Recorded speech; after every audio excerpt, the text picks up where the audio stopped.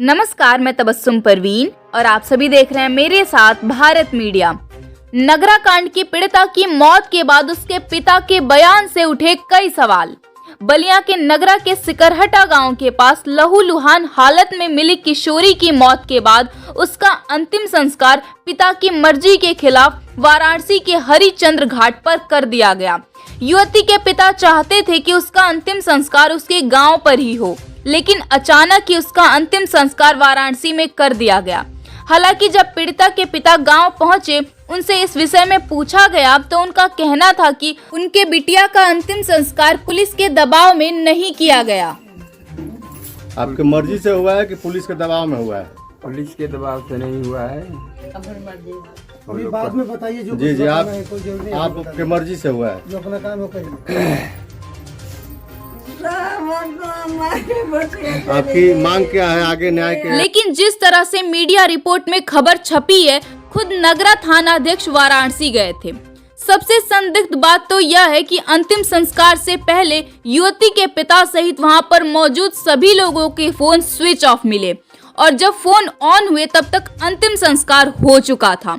युवती की मौत के बाद इस तरह से अचानक अंतिम संस्कार कई सवालों को जन्म दे रहा है। आखिर क्यों अनन फनन में युवती का अंतिम संस्कार कर दिया गया? किशोरी की मौत के साथ ही घटना के कई राज दफन हो गए। इस मामले में पुलिस की कार्यप्रणाली पर भी सवाल उठ रहे हैं। बीते 7 दिनों में कुछ खास खुलासे पुलिस नहीं कर पाई। जिस आरोपी को पकड़ा था उसके साथ मुठभेड़ भी हुई थी, लेकिन घटना के कारणों का पर्दाफाश नहीं हुआ। हालांकि पीड़िता के पिता पुलिस के प्रारंभिक जांच से संतुष्ट हैं। आपको कुछ उम्मीद अभी है? तक कितना सहयोग मिला है प्रशासन से आपको? शासन तो हमारे साथ रही है जब से हुआ है जी। तो आगे क्या उम्मीद कर रहा है? रहा है तो आगे भी आगे अब वो लोग न जाने क्या करेंगे। अभी तक की कार्यवाही से आप संतुष्ट हैं? अभी तक जो प्रशासनिक कार्रवाई हुई है तो कार्रवाई मतलब हम देख रहे हैं जी, आपने सुना होगा, जाना होगा इस विषय में? कुछ नहीं सुना। अपराधी पकड़ा गया है। हाँ, अपराधी पकड़ा गया है। दरोगा जी कह रहे थे कि कबूल किया है कि हम भी इस क्राइम को किए हैं। आपको क्या लगता है? वही किया है। वो हमारे घर आता जाता था। मैंने अकेले वो मतलब किया है ये सब? आपको भी लगता है कि हाँ, अकेले तो नहीं होगा, और दो तीन लोग होंगे, लेकिन अकेले कौन रहा है? नगरा कांड की पीड़िता की मौत के बाद अब इंसाफ की मांग की जा रही है। बलिया में एबीवीपी की छात्र विंग ने डीएम कार्यालय पर प्रदर्शन किया। बहन रहती थी जो कि उसके साथ में मतलब कुछ दरिंद्रों ने मिलके बहुत बेरहमी तरीके से उसको मारा भी, और मार के यहाँ तक अंजाम बता दिया कि मतलब गलती उसी की थी। अभी तक प्रशासन जो है अपना कोई कार्रवाई नहीं कर रही है। और डीएम साहिबा से पूछने के लिए कि अभी तक आपने इस घटना पे इतना चुप्पी क्यों साधा हुआ है? आप भी एक महिला हैं और एक महिला की बात आपके जहन में नहीं उतर रही, तो जाहिर सी ये बात है कि आपकी भी कुछ उसमें हाथ होगी। या तो हम लोगों को ये साफ साफ बता दीजिए कि आज तक की कार्रवाई क्या चल रही है, क्योंकि बहन ने तो अंतिम सांस ले लिया है और फिर वो वापस आने वाली है नहीं। तो जो आरोपी जो हैं वो जो बाहर घूम रहे, कम से कम उनके ऊपर कार्रवाई तो किया जा सकता है ना। अगर हम किसी मुलजिम को पकड़ने जाते हैं तो हम उसके पैर में जो गोली मारते हैं उसके सीने में भी मार सकते थे।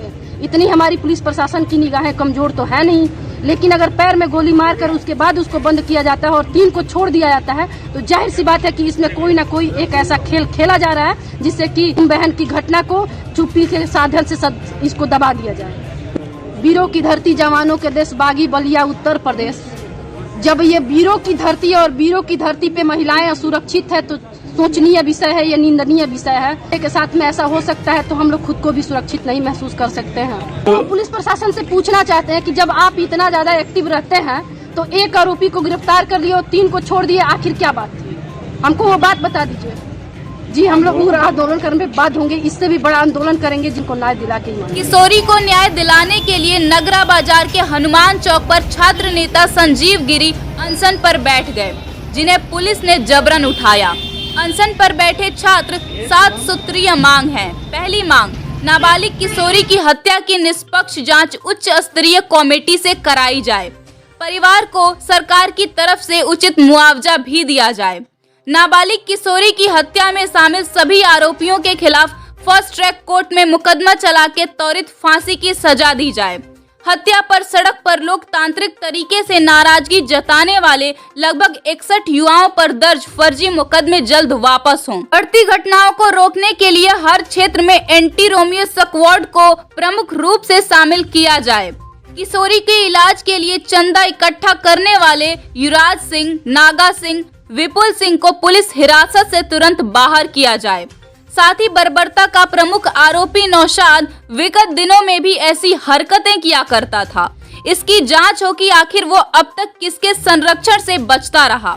मृतिका के पिता ने भी आरोपी नौशाद के लिए फांसी की सजा की मांग की। हमारी लड़की को जिस तरह वो मारा जी, उसको सजा मिलनी चाहिए ना। बिल्कुल मिलनी चाहिए। उसका फांसी की सजा हो जाए। अच्छा, आप फांसी की सजा की मांग कर रहे हैं? हाँ बिल्कुल। वो 13 साल की लड़की क्या की थी, हाँ मेले गई, उसको बहका कर लेकर चला गया है, हाँ? जी। और इसके साथ ये घटना कर दिया है। आपको क्या लगता है आपको न्याय मिलेगा कि नहीं है? जैसे ही युवक द्वारा अनशन की सूचना मिली, पुलिस प्रशासन में हड़कंप मच गया। अपर पुलिस अधीक्षक दुर्गा तिवारी नगरा पहुंच गए। पुलिस ने गांव पहुंचकर स्थिति का जायजा भी लिया। घटना के दिन से ही नगरा क्षेत्र पुलिस छावनी में तब्दील हो गया था। पीड़िता के गांव से लेकर आसपास के चट्टी चौराहे पर पुलिस के जवान तैनात कर दिए गए थे। पीड़िता की मौत की खबर के बाद अतिरिक्त पुलिस बल की तैनाती भी कर दी गई थी। पीड़िता के गांव पूरी तरह से पुलिस छावनी में तब्दील हो गया था। चप्पे चप्पे पर पुलिस की नजर थी। पुलिस द्वारा फ्लैग मार्च भी लगातार किए गए।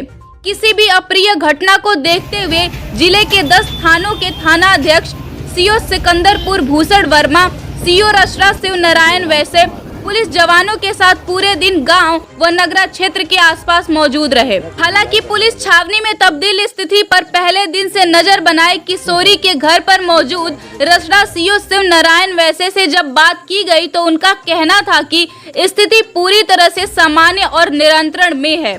पोस्टमार्टम रिपोर्ट के बारे में जानकारी ली गई तो उनके द्वारा बताया गया कि उन्होंने अभी पोस्टमार्टम रिपोर्ट नहीं देखी है, बाद में ही इस विषय पर कुछ बता पाएंगे। किशोरी के पिता ने मीडिया को दिए बयान में यह बताया कि आरोपी से उनके घरेलू संबंध थे। जानकारी कब हुई आपको? घटना की जानकारी 6:30 बजे मेले गई लड़की, एक सपना नाम की लड़की थी जी। उसको आई, कही कि मेला चल रहा है, चलोगी? जी। तो कही कि हाँ, बस उसको लेकर मेले गई। तो ये सपना कौन थी? सपना हमारे बगल में हमारे पटीदार की लड़की है जी। मेले में गई तो 6:30 बजने लगा।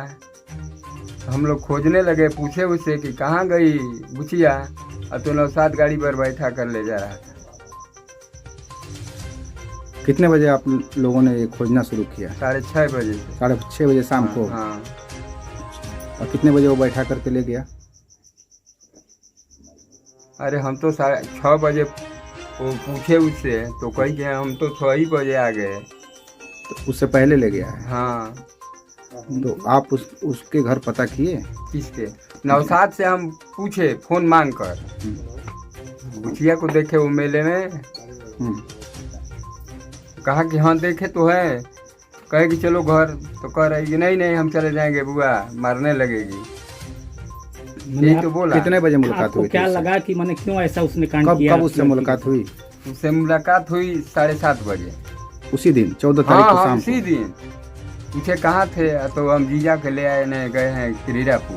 तो जीजा को तो लेकर आया, लेकिन फिर हमारे द्वार पर पूछ रहा था आकर कुमकुम आई है। हम तो नहीं जानते थे कि ये सब किया है।